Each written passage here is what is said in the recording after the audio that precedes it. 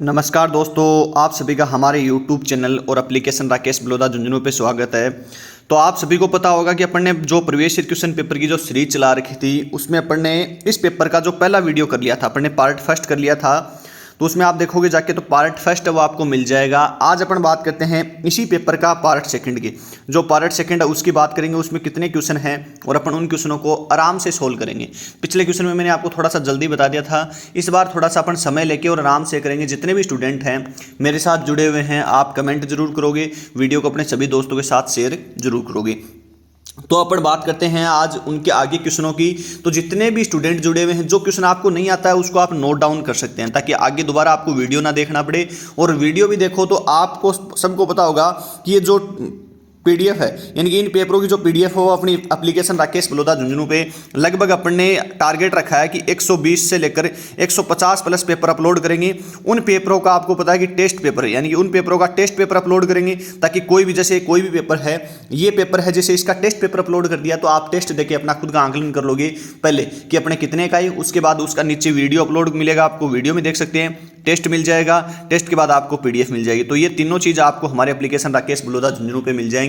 तो वहाँ पे आप जाके अपना खुद का एनालिसिस कर सकते हैं, वीडियो देख के अच्छे से याद कर सकते हैं पेपर्स को, या कोई भी क्वेश्चन को डाउट रहता है तो, या किसी भी प्रकार की समस्या होती है तो आप दोबारा पीडीएफ ओपन करके भी देख सकते हैं। पीडीएफ में भी आंसर की आपको मिल जाएगी। कई ऑफिशियल आंसर की के अनुसार क्वेश्चंस गलत हैं, तो अब मैं क्या है कि आज से आपको ऑफिशियल आंसर की के अनुसार जो गलत है वो मेरे अनुसार आपको सही करवा दूंगा, क्योंकि आपको पता है कि बाद में कमेंट आते हैं कि सर ऐसे ऐसे है, तो उसमें थोड़ा सा क्या आप सभी को पता है छोटे मोटे क्वेश्चन है वो ऑफिशियल आंसर की में गलत हो जाते हैं। 2 4 5 क्वेश्चन एक पेपर में नॉर्मली बात है, तो उनको अपन सही कर लेंगे। तो इसके लिए आप जा सकते हो अपने जो राकेश बलौदा झुंझुनू LIS एप्लीकेशन है उस पर वीडियो के डिस्क्रिप्शन में लिंक मिल जाएगा टेलीग्राम का, टेलीग्राम ज्वाइन कर सकते हो। और अपने एप्लीकेशन से वहाँ पे आप कंटेंट मटेरियल फ्री है, वो अन्य जो किसी भी प्रकार का आपको कंटेंट की आवश्यकता है तो वहाँ से आप जाके देख सकते हो। अब अपन चलेंगे इसमें पेपर में बात करेंगे। तो आज का जो अपना पेपर चल रहा था इसके शुरुआती पार्ट अपन ने कर लिया था।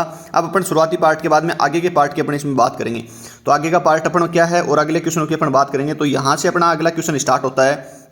यहाँ से देखो आज का पहला ही क्वेश्चन बहुत अच्छा है कि इसमें दे रखा है। देखो मैं आपको दोनों लैंग्वेज में नहीं बता पाऊंगा, क्योंकि आप सभी को पता है कि थोड़ा सा समय ज़्यादा लगता है। और आप जितने भी मेरे स्टूडेंट साथी जुड़े हुए हैं, आप अपने अनुसार वीडियो को रोक के या वीडियो को थोड़ा सा क्या कि आप जैसे यूट्यूब पे चलता है 1 की स्पीड में चलता है वीडियो, तो आप 1 की स्पीड से कम करके देख सकते हैं, ताकि आपको समझ में भी आ जाएगा, क्वेश्चन भी धीरे धीरे निकलते रहेंगे। क्योंकि आपको पता है कि ज़्यादा, और आपको यदि ज़्यादा स्पीड से देखना हो तो आप स्पीड यूट्यूब पर बढ़ा सकते हैं। अब अपन बात करते हैं कि किस वर्ष के अंत, यहां से देखो एंड बोल रहा है, यानी कि एंड ईयर बोल रहा है कि अंत तक 10 अंकों की ISBN यानी कि ISBN नंबर है वो अलॉट किए गए थे। तो किस वर्ष तक, यानी कि किस वर्ष के अंत तक बोल रहा है ये। तो आप सभी को पता होगा कि मैं पहले आपको इसका थोड़ा सा विशिष्ट बता देता हूं कि 1 जनवरी सन 2007 से क्या हो गए थे, ISBN संख्या कितने अंकों की हो गई, 13, जिनको कितने पार्टों में डिवाइड किया गया था, 5 को। उससे पहले कितने थी, 10 अंकों की थी, और 10 अंकों को कितने पार्ट में डिवाइड किया गया था, 4 पार्ट में। अब यह ध्यान रखना कि 1 जनवरी 2007 को तो 13 की हो गई, लेकिन किस वर्ष के अंत तक, तो 2006 के अंत तक दी जा रही थी। अब जब आप क्वेश्चन करते हो स्पीड से तो इसका राइट आंसर 2007 करते हो, लेकिन इसमें राइट आंसर क्या होगा, 2006, यानी कि 2006 के अंत तक आपको क्या दी गई थी। यही आपका है वो मेन मकसद होता है प्रीवियस ईयर क्वेश्चन पेपर पढ़ने का। तो इसका राइट आंसर क्या हो जाएगा आपका ए कि 2006 के अंत तक ISBN संख्या है वो 10 अंकों की क्या की गई थी, आवंटित की गई थी, अलॉट की गई थी। ठीक है, यहां से आपको क्या है कि थोड़ा सा समझ आ जाएगा। मैं थोड़ा धीरे बता दूंगा आपको। जो हेलनेट कंसोर्टिया है, जो हेलनेट कंसोर्टिया उसको कब लॉन्च किया गया था, वो आज launch in the year. Helnet consortia को किस वर्ष में शुरू किया गया था, तो आपका किस वर्ष लॉन्च किया गया था। तो आप सभी को पता होगा कि हेलनेट के बारे में आपको बार बार है वो बताता रहता हूँ, और मैंने अपने एप्लीकेशन पे भी बता रखा है। और एप्लीकेशन के अलावा मैं बात करूं तो मैंने लगभग ये मान के चलो कि पूरे के टेस्ट पेपर में ये हमेशा डालता हूं, पूरे टेस्ट पेपर में मैं लगभग है वो हमेशा इस चीज़ को आपको शेयर करता रहता हूं। तो इसका राइट आंसर क्या हो जाएगा, वो हो जाएगा आपका 2003। हेलनेट कंसोर्टिया कब लॉन्च किया गया था, 2003 में इसका राइट आंसर हो जाएगा। अब अपन राइट आंसर के बाद बात करें अगले क्वेश्चन की। मैं थोड़ा सा धीरे चलूंगा, क्योंकि आपको पता है कि आपने बहुत सारे स्टूडेंट थे जिन्होंने कहा कि सर थोड़ा सा धीरे। इसके बाद मैं थोड़ा सा आपको अगले क्वेश्चन की ओर लेके चलता हूं। तो राजा राम मोहन राय लाइब्रेरी फाउंडेशन है, उसकी स्थापना कब की गई थी, उसको स्टेब्लिश कब किया गया फाउंडेशन को। तो अपन बात करते हैं कि राजा राममोहन राय लाइब्रेरी फाउंडेशन को कब स्थापित किया गया था। तो आपको पता होगा कब किया गया था। मैं यहाँ पे थोड़ा पहले बता देता हूँ आपको कि 22 मई सन 1972, 22 मई सन 1972। अब 1972 की अपन बात करें तो राजा राममोहन राय का क्या था, 200वां जन्मदिवस था। 200वां क्या था, जन्मदिवस। और उस जन्मदिवस के उपलक्ष्य में क्या की गई थी, राजा राममोहन राय लाइब्रेरी फाउंडेशन की, जो किसके दिन काम करता है, जो सांस्कृतिक मंत्रालय है, जो कल्चरल डिपार्टमेंट है, उसके दिन क्या करता है, ये आपका कार्य करता है। इसके बहुत सारे जो आपको पता है फंक्शन हैं, ये विकसित राज्यों के लिए जो सार्वजनिक पुस्तकालय, ये सार्वजनिक जो पुस्तकालय हैं उनके लिए क्या करता है, कार्य करता है, उनको फंड देता है, उनको अनुदान देता है, उनको सहयोग करता है, उनकी बिल्डिंग बनाने में मदद करता है, उनको किसी प्रकार की और आवश्यकता होती है, उन सभी आवश्यकताओं की पूर्ति कौन करता है, आपका यही करता है कौन, राजा राममोहन राय, यानी कि ट्रिपल आलफ करता है। तो ये आपका क्या हो जाएगा, 22 मई सन 1972। तो इसमें ज़्यादा अपन समय नहीं लेंगे और कम समय में इसको क्या करेंगे, राइट करेंगे, ठीक है।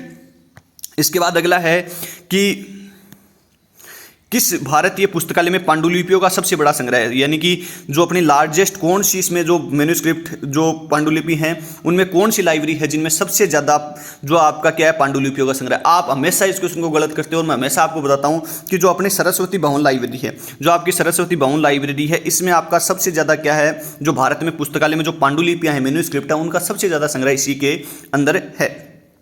अब अपन बात करते हैं अगले क्वेश्चन की। तो अगला क्वेश्चन क्या है, आप क्या करते हो, खुदाबख्श करते हो, तो खुदाबख्श को थोड़ा सा क्या रखना, ध्यान रखना। अगला अपना क्वेश्चन क्या है, जो विक्रमशिला पुस्तकालय था, यानी कि विक्रमशिला पुस्तकालय को नष्ट कर दिया गया था, तो कौन सा जो राजा था, कौन सा व्यक्ति था जो विक्रमशिला, आपको ध्यान रखना कि आप कई बार इस क्वेश्चन को देखो, 4 ऑप्शन दिए गए हैं, अलाउद्दीन खिलजी है, औरंगजेब है, या चेंजिंग है, या अपना बख्तियार खिलजी है। तो इसका राइट आंसर क्या होगा, राइट का मैं बता देता हूँ, राइट सबसे पहले इसका आंसर होगा, वो होगा डी, यानी कि बख्तियार खिलजी था, उसने क्या कर दिया था, इस पुस्तकालय को जला दिया था। अब कई बार अलाउद्दीन खिलजी भी आप करते हो, तो अलाउद्दीन खिलजी है वो नालंदा पुस्तकालय से जुड़ा हुआ है, किससे, नालंदा से जुड़ा हुआ, 1193 के आसपास। तो इन दोनों चीज़ों को आप क्या है, थोड़ा थोड़ा ध्यान रखोगे। इस प्रकार से अगले क्वेश्चन की बात करते हैं। तो अगला अपना क्वेश्चन क्या है, देख लेते हैं। अगला क्वेश्चन है कि भारत में प्रेस एंड रजिस्ट्रेशन जो बुक टैक्ट था, जो press and registration book tact है, वो कब आपका पास किया गया था भारत में, तो ये किया गया था सन 1867 में।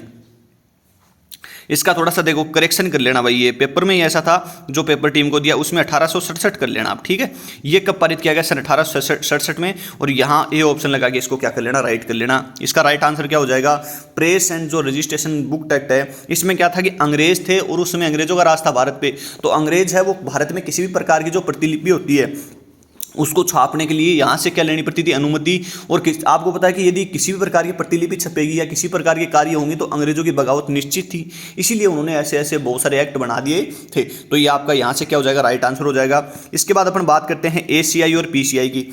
मैंने आपको टॉपिक में, यानी कि जो मैंने आपको टॉपिक करवा दिया है जो कॉमन आइसोलेट का, मैंने आपको बहुत अच्छे से समझाया है, क्योंकि वहाँ से एक एग्जाम में क्वेश्चन आता है, मैं यानी कि KVS, NVS, DSSB, RMSSB, RPSC, Bihar, Punjab, Haryana, Gujarat, जो भी मैं कोर्स करवाता हूँ आपको, सभी में ये टॉपिक अच्छे से करवाता हूँ, क्योंकि मेरा जो टॉपिक हो गया उसमें से आपको पीछे देखने की कभी भी जरूरत नहीं पड़ती।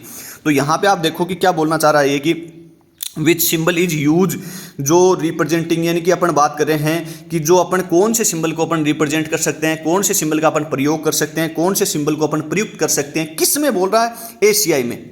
ACI में बोल रहा है, एक होता है PCI, ठीक है। तो ये बोल रहा है ACI में अपन किस सिंबल को अपन बायोग्राफी, यानी कि बायोग्राफी क्या होती है, आपकी जीवनी से संबंधित होती है, तो जीवनी के लिए अपन किसका प्रयोग करते हैं, तो जीवनी के लिए आप किसका प्रयोग करते हैं। अब आपको थोड़ा सा ये और बता देता हूं कि ये क्वेश्चन है, ये एक बार नहीं है एग्जाम में, ये क्वेश्चन आपका एक बार नहीं आया है। ये जो मेरे राजस्थान के दोस्त देख रहे हैं, तो मैं आपको बता दूं 2020 में एक एग्जाम हुई थी RPC सेकंड ग्रेड की, उसमें ऐसा कैसा जीवनी के लिए क्वेश्चन पूछा गया था। तो इसका राइट आंसर क्या हो जाएगा, वो हो जाएगा डी, यानी कि 2020 की जो एग्जाम में पूछा गया, और ये 2018 की जो एग्जाम में क्वेश्चन है, तो इसका राइट आंसर क्या हो जाएगा, बी नहीं डी हो जाएगा, यानी कि डब्ल्यू होता है वो किसको अपन डिनोट करते हैं, जीवनी को, यानी कि बायोग्राफी को डिनोट करते हैं। के एनसाइक्लोपीडिया से संबंधित आ जाएगा आपका, तो इसको भी आप ध्यान रखोगे। एम किससे संबंधित आ जाएगा, तो आपको पीरियोडिकल से संबंधित है।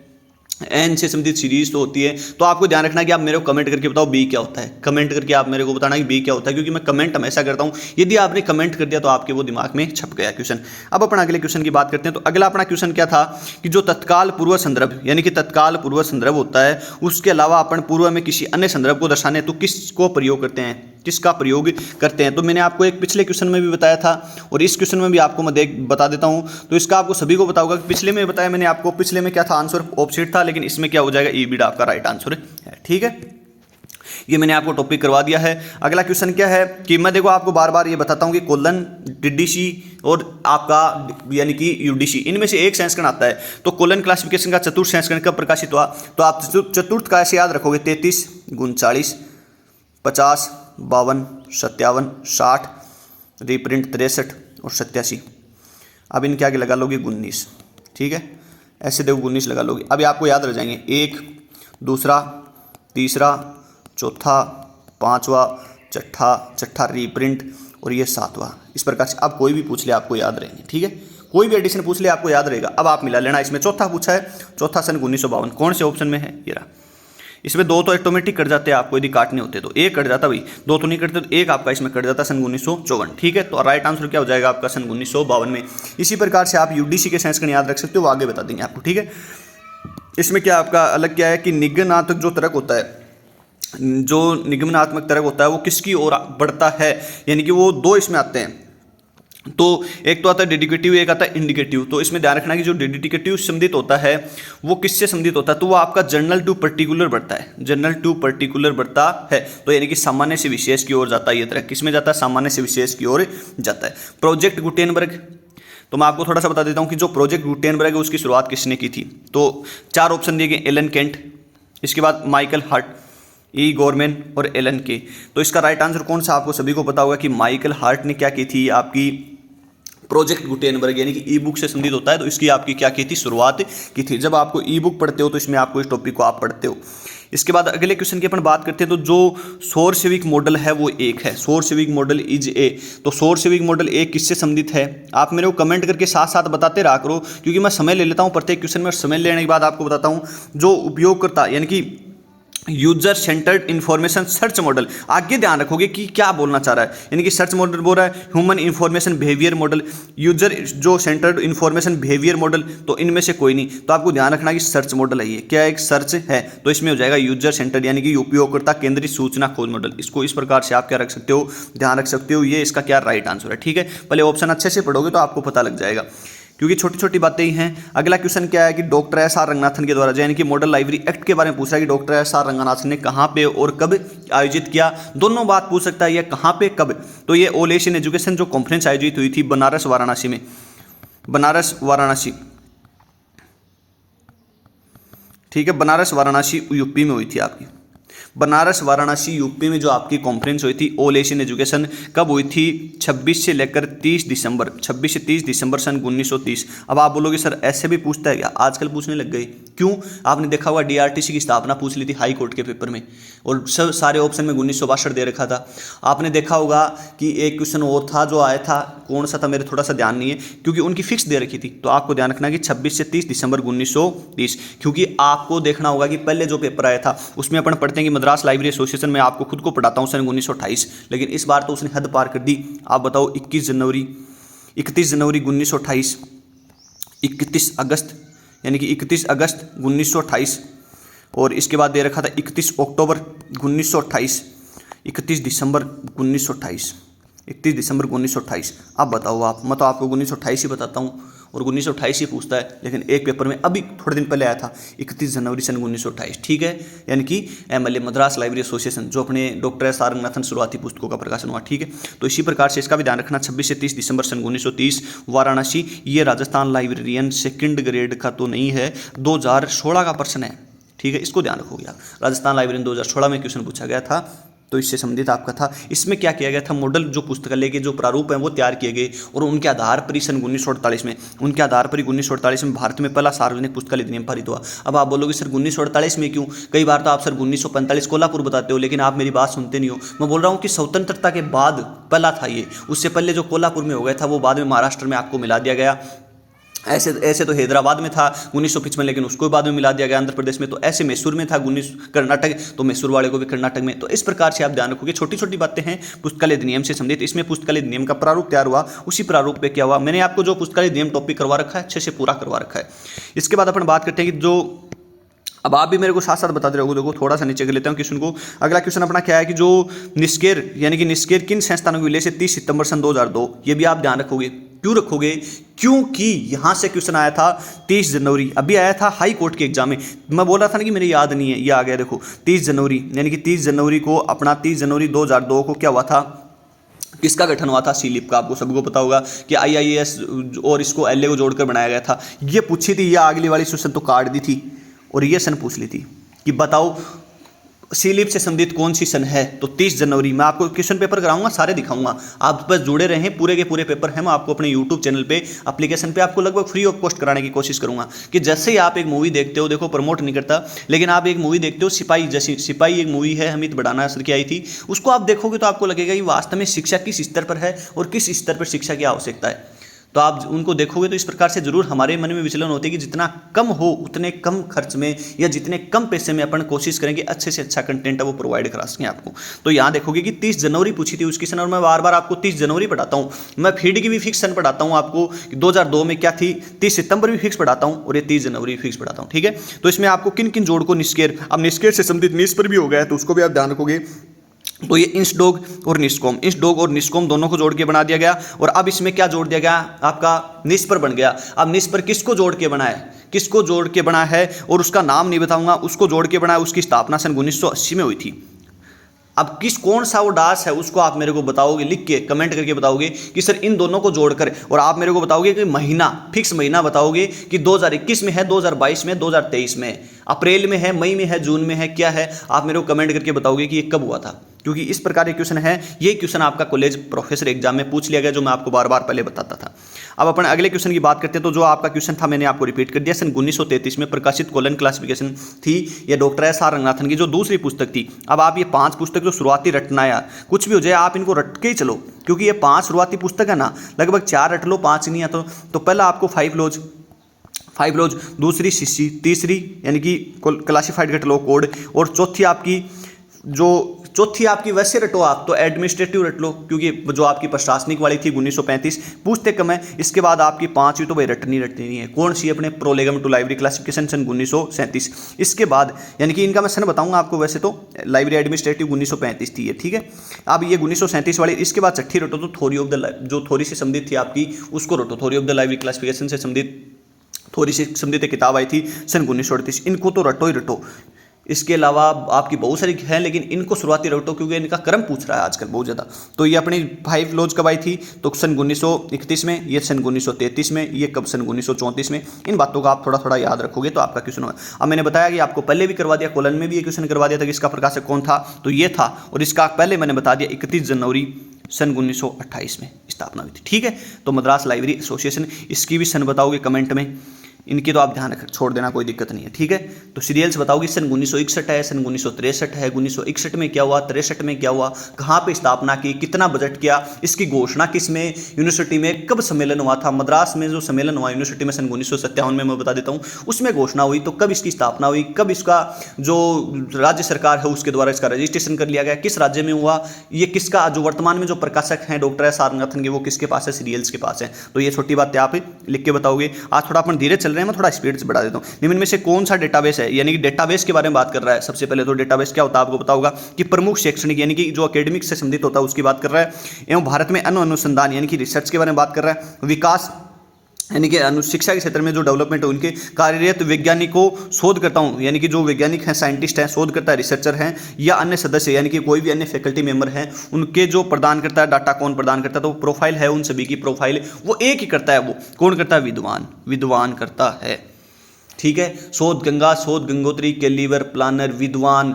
ये सारे किसके कार्यक्रम हैं, कमेंट करके बताओगे, ठीक है।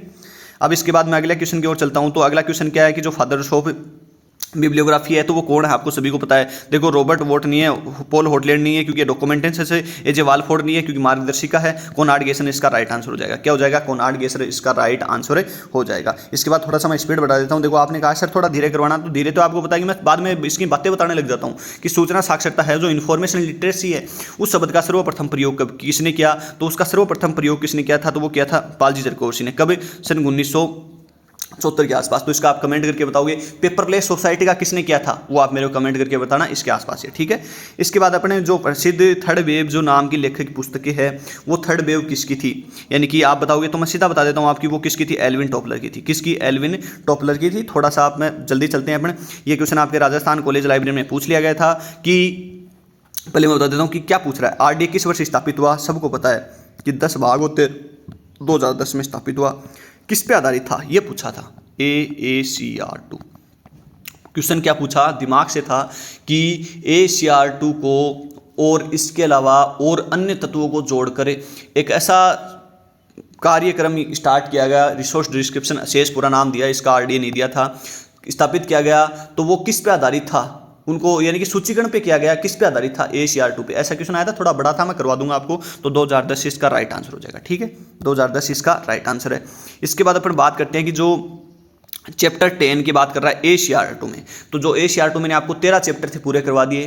क्या किस में 13 थे, किस में 6 थे, किस भाग में 13, किस भाग में 6 थे, 13 कौन कौन से थे, 6 कौन से थे, क्या 13 वाले पूछते हैं सारे, 6 वाले नहीं पूछते। तो मैंने आपको सारी बात बता दी थी। 10वां चैप्टर है वो किससे संबंधित होता है, जो आपकी तीन जो कलाकृतियाँ जो आयामी कलाकृतियाँ होती है उनसे संबंधित पूछता है। तो ये 3 जो आयामी कलाकृतियाँ इनको आप ध्यान रखोगे। आप 12वें को ध्यान रखोगे और इसके अलावा आप ध्यान रखोगे दूसरे को याद रखोगे और आप लास्ट वाले को भी याद रखोगे। ये 4-5 है, इनको आप याद रखोगे। टॉपिक है वो अपने एप्लीकेशन पे आपको मिल जाएगा, तो वहाँ पे आप देख सकते हो। इसके अलावा अपन बात करते हैं कि इसके अनुसार प्रबंधन अन्य लोगों के प्रयासों से जो परिणाम प्राप्त करना है। तो अन्य लोगों के मैंने मैनेजमेंट आपको अपनी कम से कम मैंने 7 परिभाषा बताई है। एक एग्जाम में आती है कि मैनेजमेंट कला है, मैनेजमेंट लोगों से कार्य कराना है, मैनेजमेंट किसके अनुसार एक पूरा संक्षिप्त रूप से कार्य कर। लॉरेंस LP हो गए, बहुत सारे कोटज वोटर हैं, सभी ने क्या दी है, जो FW टेलर हो गए कि FW टेलर किसने दी, या हिंदी फ्यूल ने क्या परिभाषा दी। मैंने आपको बता दिया कि नियोजित करना, पोस्ट कोरप से संबंधित, तो उसने परिभाषा दी थी मैनेजमेंट में। तो ये सारे हो जाएंगे। ठीक है,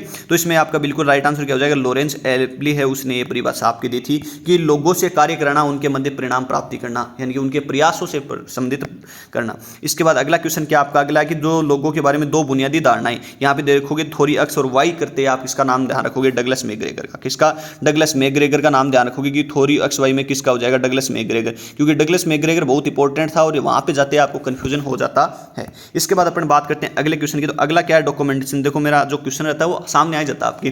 डॉक्यूमेंटेशन जो शब्द है वो किसके द्वारा दिया गया था, तो वहां पे ध्यान रखोगे आप। कौन हो जाएगा, डॉक्टर एस स्वामीनाथन नहीं, केल्विन मुर्स नहीं, क्योंकि काल्विन मुर्स किससे संबंधित था, इन्फॉर्मेशन रिट्रीवल से संबंधित था।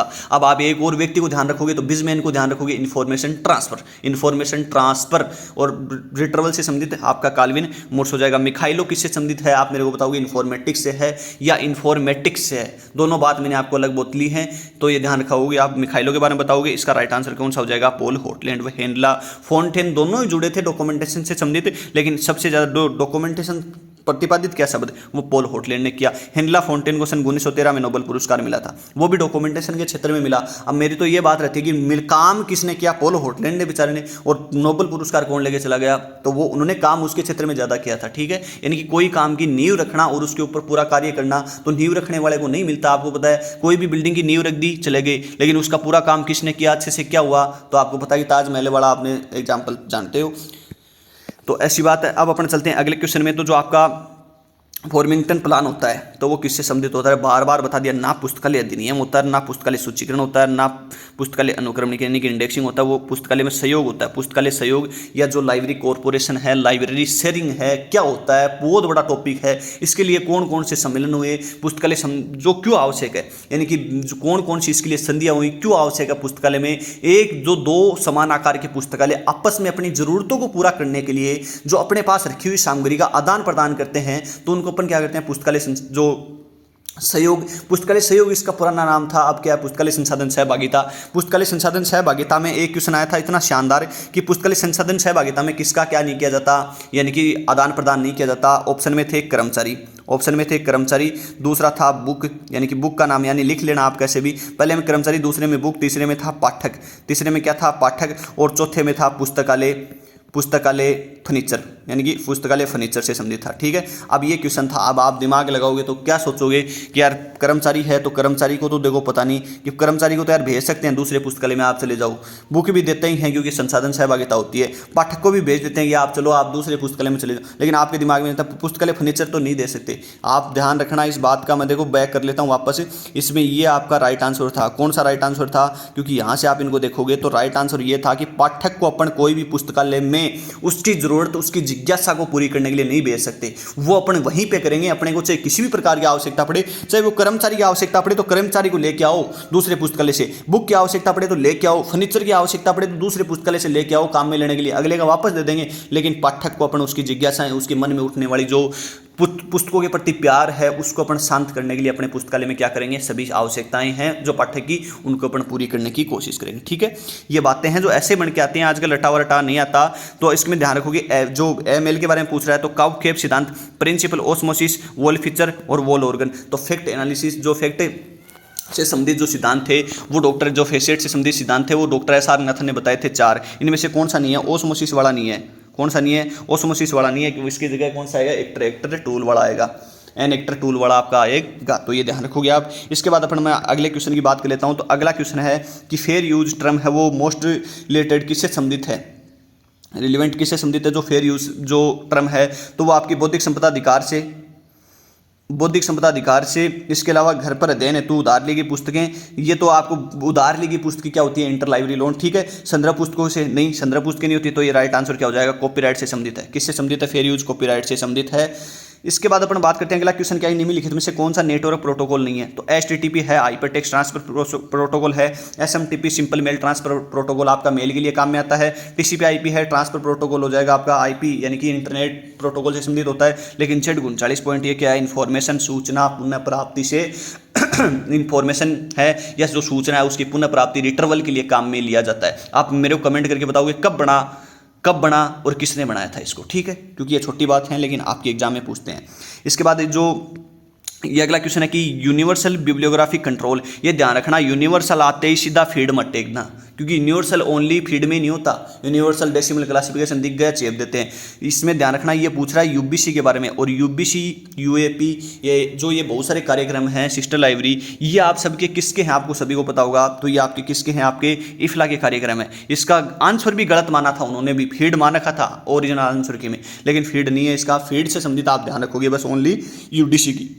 ठीक है, यानी कि इफ्ला के बारे में आपको मैं जितनी बातें बताऊंगा उतनी कम है, क्योंकि इसका पूरा टॉपिक हमने 5 से 7 पेज में आपको करवा रखा है और कोई भी क्वेश्चन बाहर नहीं जाता, चाहे वो लाइब्रेरी से संबंधित हो, लाइब्रेरी वर्ल्ड मैप क्या हो गया, या लाइब्रेरी में कोई भी बहुत सारी हो गई, चाहे वो ISBD से संबंधित कुछ भी बातें हो, इसकी सारी की सारी आपको शेयर कर रखी है। आपको देखो क्वेश्चनों में बताना कोई जरूरी नहीं है।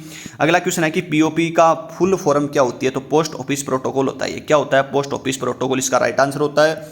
इसके बाद अपने अगले क्वेश्चन की बात करें तो निम्नलिखित में से कौन सा ओपन सोर्स आजकल content management software, open source software, निम्नलिखित में से कौन सा सॉफ्टवेयर ऐसा जो सिंगल यूजर है। ऐसी बात पुस्तकालय में पूछ रहे हैं, ऐसा नहीं पूछ रहे कि कौन सी सॉफ्टवेयर को किसने बनाया, कौन सा डिजिटल लाइब्रेरी सॉफ्टवेयर है, कौन से पुस्तकालय में किस प्रकार का सॉफ्टवेयर का प्रयोग किया जाता है, बताओ आप। तो इसमें ध्यान रखना कि ये ओपन सोर्स पूछ रहा है, तो निम्नलिखित में से नहीं है। तो आपका जो ग्रीन स्टोन है वो बिल्कुल है, जो न्यू जेनलिब है, ड्रूपल है, ये सारे हैं, लेकिन आपका जो लिबशूट है वो आपका एक ओपन सोर्स नहीं है। और ये क्वेश्चन राजस्थान कॉलेज लाइब्रेरी 2024 में पूछा गया था, और इसके साथ एक और ऑप्शन था वो ध्यान नहीं है मेरे, तो ये ध्यान रखना दोनों ऑप्शन थे।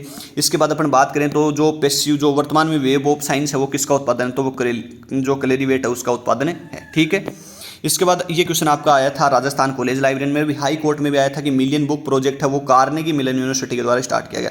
तो कार्नेल की जो मेलन यूनिवर्सिटी है उसके द्वारा स्टार्ट किया गया था क्या, जो अब ये बताओगे आप शुरू कब किया गया, अगला क्वेश्चन यही होगा आपका, और मैं आपको वीडियो में मैंने आपको बताया भी था अपने कोर्स में। अगला देखो क्वेश्चन जो मैंने आपको शुरुआत में बताया था कि 2006 में पुनः प्राप्ति मुद्रित 5 laws of library science doctor S R Nathan की पहली पुस्तक थी।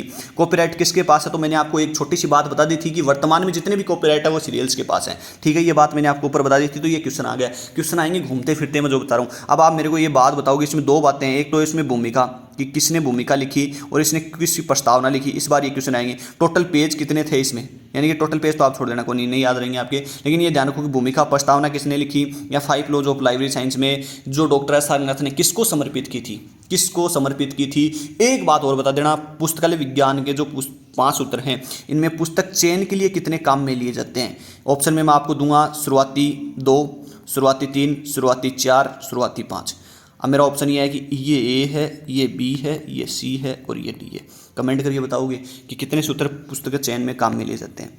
अगला क्वेश्चन है कि जो डेसीडॉग है उसकी जो DESIDOC journal of the library information technology जो है उसकी पत्रिका की जो पीरियोडिसिटी है उसकी आवृत्ति या आवधिकता या उसकी आवृत्ति कितनी है, ये बात पूछना चाह रहा है। तो उसकी आवृत्ति क्या है, मंथली देवमासिक आपकी क्या होती है, उसकी आवृत्ति होती है। ठीक है, अब ये देखो ये क्वेश्चन आया था आपका हाई कोर्ट में कि मेघराहिल इंसाइक्लोपीडिया ऑन लाइब्रेरी जो संस्करण है उसका नाम क्या है, जो नवीनतम संस्करण है जो McGraw Hill encyclopedia of science and technology का जो ऑनलाइन वर्जन है वो पूछ रहा है। ठीक है, तो वो ऑनलाइन वर्जन कौन सा है, देखो आप इसमें ऑप्शन देख लेना। देखो मैं बताऊंगा मैं तो बार बार टाइम लगेगा, टाइम लगाने में कोई फायदा नहीं है।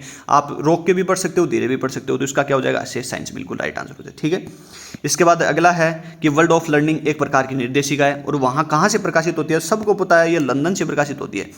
और ये क्वेश्चन पूछा था कि ALA का मुख्यालय, ठीक है। अब आपको पूछ ले यूनेस्को का मुख्यालय, अब आपको न्यूयॉर्क पूछ ले तो न्यूयॉर्क से भी बहुत सारा है कि जॉन कॉटन डाना न्यूयॉर्क पत्ती बनाई थी, कब कहाँ से थी, या और भी बहुत सारे पॉइंट बनते हैं यहाँ से। ठीक है, इनफिल्म नेट है तो इनफिल्म नेट के बारे में ये नहीं पूछ रहा कि सीधा मर टेक देना देखते ही 1991 मार्च, ये पूछ रहा है कि इनफिल्म नेट में जो न्यूज़ लेटर था उसकी जो प्रकाशन कार्य या पब्लिश कब हुआ था न्यूज़ लेटर। अब इसमें ऑप्शन मैं आपको देता हूँ 1995, 1996, 1997 और 1998। तो इसका राइट आंसर कौन सा हो जाएगा कि ये कब स्टार्ट किया गया था, क्योंकि इनफिल्म न्यूज़ लेटर का आपको क्वेश्चन बार बार आ रहा है, बार बार ये क्वेश्चन पूछ रहा है। तो इसका राइट आंसर क्या हो जाएगा, मैं इसका राइट आंसर तो बता देता हूँ, लेकिन आपसे क्वेश्चन मैं पूछता हूँ इसकी आवृत्ति बताओ आप कि मासिक है, पाक्षिक है, या त्रैमासिक है, या अर्धवार्षिक है। ठीक है, कमेंट करके बताओगे। अगला कि फोनिक शेड्यूल। अब देखो ये क्वेश्चन किस प्रकार से आया, इस बार मैंने आपको पहले अपने जो पढ़ाया था टॉपिक में कि फोनिक शेड्यूल किस वर्गीकरण पद्धति से संबंधित है। ये क्वेश्चन आजकल आने बंद हो गए, ये है DDC से संबंधित, क्योंकि DDC को अपडेट करने का। आप पूछते हैं कि फोनिक शेड्यूल में DDC में होता क्या है कि पूर्ण वर्ग को चेंज किया जाता है, पूर्ण क्लास को, या आधी क्लास को चेंज किया जाता है, या जिनके अस्तित्व नहीं रहा उनको चेंज किया जाता है, इनमें से कोई नहीं। तो पूर्ण को चेंज किया जाता है, पूरी क्लास को क्या चेंज किया जाता है, विषयों को चेंज किया जाता है। ठीक है, इस प्रकार से आप ध्यान रखोगे। आजकल थोड़ा ट्रेंड हो गया है क्वेश्चनों का।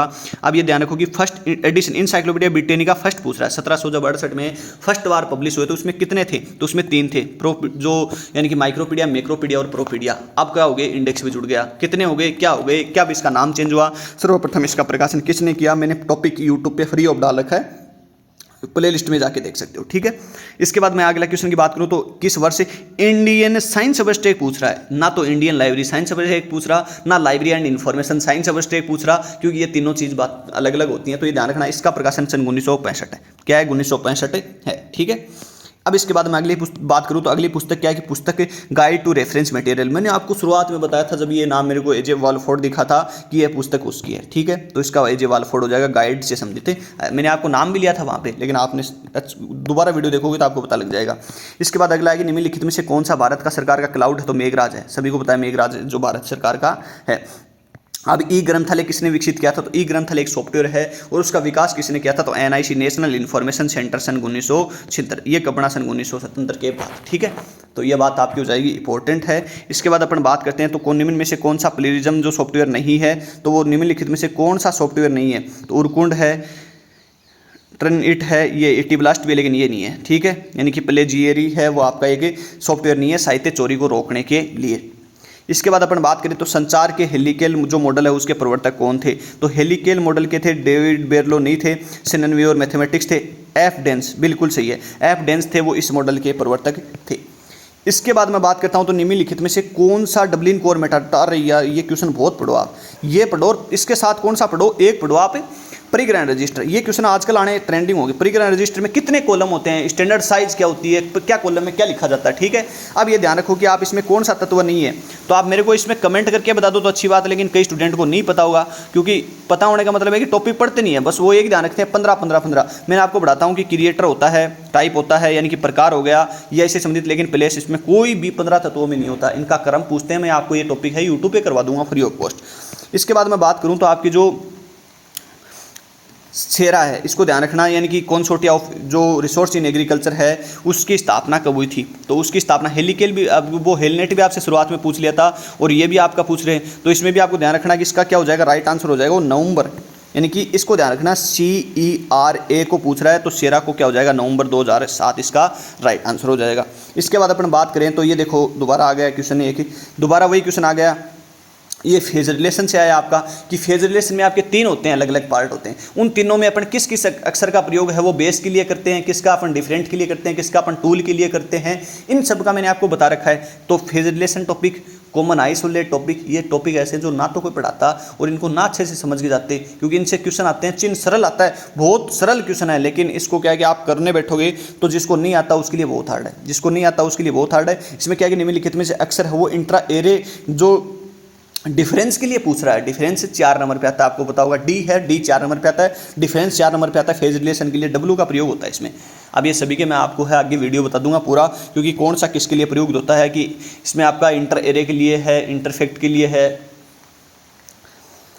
अब मैं अगले क्वेश्चन की बात करूं तो अगला क्वेश्चन क्या है कि आपका हाइपन है वो किस डिवाइस में, तो आपको पता है कि सीसी में बहुत सारी डिवाइस का प्रयोग किया जाता है। हाइपन हो गया, आपको कोष्टक पूछ लेते हैं तो हाइपन का प्रयोग सुपर इंपोजिशन में किया जाता है, कोष्टक का प्रयोग आपका सब्जेक्ट डिवाइस में किया जाता है, ऐसे कोष्टक का प्रयोग, ऐसी छोटी छोटी बातें हैं तो इनको अपन याद रखेंगे। ये आपके हो गए आज लगभग 50 क्वेश्चन।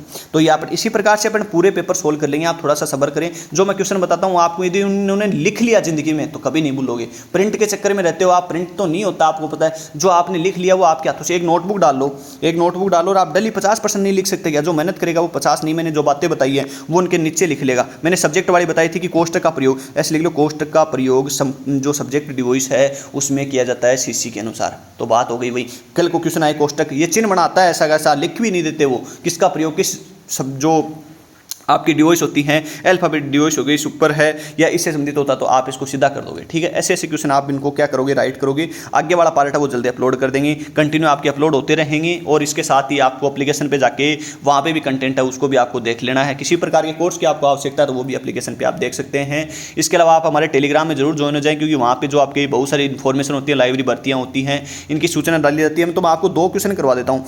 देखो 2 क्वेश्चन अपना एक कल परसों क्या है कि थोड़ा सा जल्दी में क्वेश्चन गलत हो गया था, उसको मैं देख लेता हूँ, क्योंकि मैं देखो गलत नहीं हुआ, वो ऑफिशियल आंसर की के अनुसार था उसका। ये देखो ये क्वेश्चन आ गया कि एक त्वरित और त्यार अंतर्गत को कहते हैं। तो मैंने आपको ये अवलोकन और इनमें दोनों में कन्फ्यूजन बताया था, क्योंकि ये था तो इसका क्या हो जाएगा, अंतर्ज्ञान बिल्कुल सही हो जाएगा। तो ये क्या कर लेना, इसका ऑफिशियल आंसर की के अनुसार बी था इसका, तो आप ए कर लेना, इसका ए राइट होगा। एक मैंने आपको ये बता दिया था, हाँ ये कि इसकी घोषणा पूछ रहा है इधर, घोषणा, तो घोषणा 2002 में हुई थी। कब? 2002 में, क्योंकि ये थोड़ा सा मैंने भी वो दिया था, ये आंसर भी गलत माना हुआ था 2004, तो इसका 2002 में क्या हो जाएगा, इसकी घोषणा हो गई थी, बुढ़ा ओपन सेस इनिशिएटिव की घोषणा हुई थी। कब? 2002 में। तो ये आप 2 क्वेश्चन है। देखो मैं आपका कोई भी क्वेश्चन गलत नहीं कराना चाहता, मैं प्रत्येक क्वेश्चन को विशेष सॉल्यूशन के साथ, और आप देखोगे तो मेरे क्वेश्चनों में आपको 99% है वो बिल्कुल एक्यूरेसी मिलेगी, बिल्कुल शुद्धता मिलेगी। कोई भी सन हो, कोई भी पॉइंट हो, कोई भी व्यक्ति का नाम हो, कोई भी ऑर्गेनाइजेशन हो, प्रत्येक में। इसके बाद अपन बात करते हैं अगले पार्ट की, वो तो अगले पार्ट में अपन जल्द अपलोड कर देंगे। जय हिंद, जय भारत।